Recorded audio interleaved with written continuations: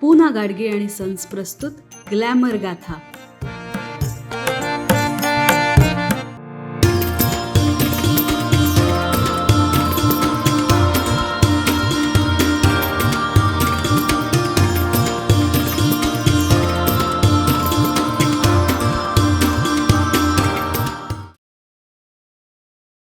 श्रुतिगंध प्रस्तुत ग्लॅमर गाथाच्या आजच्या भागात मी यशश्री तुम्हा सगळ्यांचं मनापासून स्वागत करते. लावणी म्हटलं की आपल्या डोळ्यांसमोर उभं राहतं ते एकच दृश्य, ढोलकीची थाप आणि त्यावर नृत्य करणारी सुंदरा. पण कदाचित तुम्हाला हे माहीत नसेल की महाराष्ट्रात 19व्या शतकाच्या उत्तरार्धात आणि 20व्या शतकाच्या पूर्वार्धात एका पुरुषानं लावणीचे फड गाजवलेत. रसिक प्रेक्षक एखाद्या नृत्यांगनेपेक्षा या पुरुष कलाकाराला बघण्यासाठी जास्त गर्दी करत असत. ज्या काळात सोशल मीडियासारखी प्रसिद्धीची साधनं नव्हती, अशा काळात लोकप्रियतेचं शिखर गाठणारा हा कलाकार होता पठ्ठे बापूराव. 11 नोव्हेंबर 1866 रोजी सांगलीमधील हरणाक्ष रेठरे या गावी पठ्ठे बापूराव यांचा जन्म झाला. त्यांचं खरं नाव होतं श्रीधर कृष्ण कुलकर्णी. लहान वयातच त्यांना ओव्या ऐकायला खूप आवडायच्या. घरात वैदिक वातावरण असल्यामुळे मराठी आणि संस्कृत भाषेचे संस्कार त्यांच्यावर लहानपणीच झाले आणि कदाचित हीच गोष्ट त्यांच्या लिखाणाचा पाया होती. गावात ते जिकडे राहत असत तिकडे जवळच रात्री लावणीचा कार्यक्रम चालत असे. हळूच जाऊन बापूराव हा कार्यक्रम बघायचे आणि इकडेच त्यांच्या मनात तमाशाविषयी खरी तळमळ निर्माण झाली असावी. गावातील शिक्षण सुरू असतानाच त्यांनी श्रीधरची गाणी या नावानं कविता लिहायला सुरुवात केली. बापूरावांचं लिखाण त्या काळात खूपच लोकप्रिय होऊ लागलं. औंधच्या राजानं त्यांच्या शब्दातील जादू ओळखली आणि पुढील शिक्षणासाठी त्यांची आपल्या संस्थानात सोय केली. इकडेच शिकत असताना इंग्रजी भाषेशी त्यांची ओळख झाली आणि कविता, नाटक, कीर्तन अशा स्पर्धांमध्ये ते सहभागी होत असत. औंधच्या राणी सरकारांनी नंतर बडोद्यामधील कलाभवन संस्थेत बापूरावांना पाठवलं. या सगळ्या प्रवासात त्यांच्यामधला कलाकार घडत होता. शिकत असताना बापूरावांच्या लक्षात आलं की लावणीचा उपयोग मनोरंजनाबरोबरच समाज प्रबोधनासाठी सुद्धा केला जाऊ शकतो. त्यामुळे तत्कालीन लावणीची व्याख्या त्यांनी बदलून टाकली. बाईचं सौंदर्य आणि नृत्य अशी ओळख लाभलेल्या लावणीची ओळख बदलण्यासाठी त्यांनी निरनिराळ्या विषयांवरील गण, गवळण, सवाल जवाब वगळ्याच्या निरनिराळ्या लावण्या रचल्या. तत्कालीन समाजातील विषमता, स्त्रियांवरील अन्याय या सगळ्या गोष्टींचा बापूरावांच्या मनावर मोठा परिणाम झालेला होता.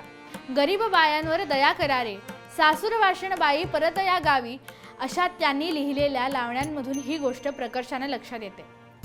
एकदा गायलेली लावणी परत गायची नाही असा दृढ संकल्प केलेल्या बापूरावांनी आपल्या कारकिर्दीत हजारो लावण्या रचल्या आणि यातून त्यांच्यातल्या कलाकाराची प्रतिभा आपल्याला लक्षात येते. गीतकार म्हणून पठ्ठे बापूरावांनी लिहिलेली आधी गणाला रणी आणला, मुंबईची लावणी, शुभमंगल चरणी गण, ही नटरंगी नार, श्रीकृष्ण सारंगधरा अशी अनेक गाणी आज तितकीच लोकप्रिय आहेत. एकदा पुण्याजवळील एका जत्रेत आपल्या काही सहकाऱ्यांबरोबर फिरत असताना बापूरावांची भेट झाली पवळाबाईंची. पवळाच्या डोळ्यातील जादू आणि गळ्यातील सूर ऐकून बापूराव खूपच प्रभावित झाले. या दोघांनी तमाशाचा फड सुरू केला आणि त्याची जादू संपूर्ण महाराष्ट्रात पसरली. तत्कालीन समाजातील काही लोकांनी पठ्ठे बापूराव आणि नृत्यांगना पवळा यांची जोडी फारशी पटली नाही. बऱ्याच वेळा अशा लोकांकडून त्यांचा फड बंद पाडण्यात येत असे. हे प्रकरण इतकं वाढलं की त्या काळात ते कोर्टात पोहोचलं. तेव्हा पठ्ठे बापूरावांनी सांगितलं की माझ्यावर जे आरोप आहेत त्यांचं उत्तर मी माझ्या फडात देईन. त्याचप्रमाणे कोर्टातील अधिकारी फडात आले आणि बापूरावांनी त्यांच्या शब्दांनी तर पवळाबाईंनी आपल्या सुरांनी त्यांच्या प्रश्नांची उत्तरं दिली. परिणामी त्यांच्यावर कोणतीच कारवाई करण्यात आली नाही. एकदा राजर्षी शाहू महाराजांच्या दरबारात या दोघांचा कार्यक्रम झाला. त्यावेळी पठ्ठे बापूरावांनी कोल्हापूरची लावणी सादर केली होती.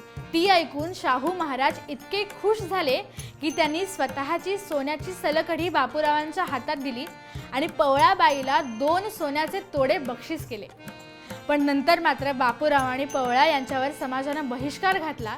त्याचा परिणाम म्हणजे फड बंद पडला.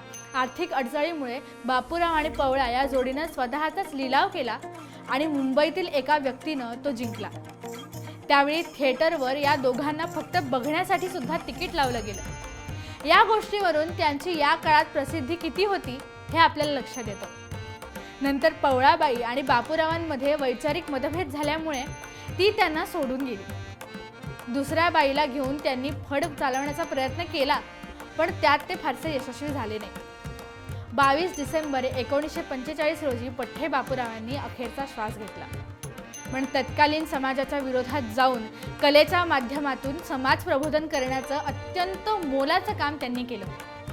बापूरावांसारख्या थोर कलाकारांची ओळख जपून ठेवणं हे आपल्या सगळ्यांचंच कर्तव्य आहे. तुम्हाला आजचा भाग कसा वाटला हे आम्हाला नक्की सांगा. व्हिडिओला लाईक करा, शेअर करा आणि स्मृतिगंधाच्या यूट्यूब चॅनलला सबस्क्राईब करा. भेटूया पुढच्या भागात. तोपर्यंत नमस्कार.